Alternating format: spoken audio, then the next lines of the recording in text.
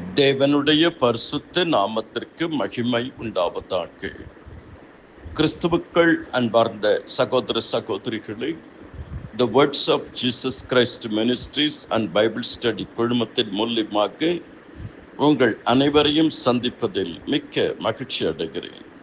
பரலோகத்தின் தேவன் தாமே உங்கள் ஒவ்வொருவரையும் அபரிமிதமாக ஆசீர்வதிப்பாராக.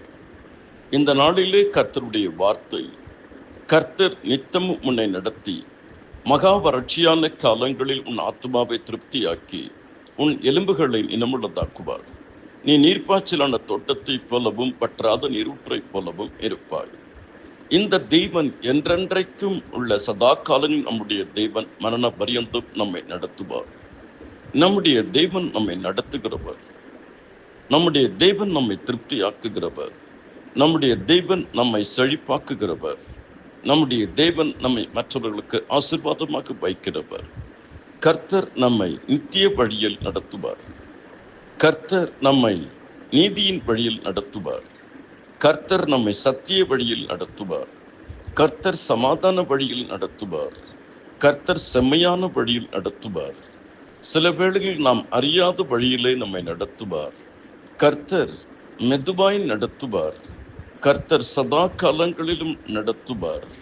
சங்கீதம் 23:3, சங்கீதம் 139:24, சங்கீதம் 25:5, யோவான் 16:13, லூக்கா 1:79, சங்கீதம் 32:8, ஏசாயா 48:17. கர்த்தர் நம்மை நடத்துகிறவர். இயேசு கிறிஸ்து நம்மை நடத்துகிறவர். ஆவியானவர் நம்மை நடத்துகிறவர். தேவ வார்த்தை நம்மை நடத்துகிறது. நம்முடைய வசனம் என் கால்களுக்கு தீபமும் பாதைக்கு வெளிச்சமாக இருக்கிறது. அவருடைய உண்மையான ஊழியக்காரர்கள் நம்மை நடத்துவார்கள். நாம் கர்த்தருடைய பாதத்தில் முதலாவது அமர்ந்து கர்த்தருடைய வார்த்தையினாலே நாம் போதனை அடைவோம். முதலாவது நீங்களும் நானும் ஆண்டவரோடு ஒரு தொடர்பு வைத்துக் கொள்ள வேண்டும். பிறகு ஆண்டவரோடு ஒரு உறவை வைத்துக் கொள்ள வேண்டும். பிறகு ஆண்டவரோடு ஒரு நெருக்கத்தை வைத்துக் கொள்ள வேண்டும்.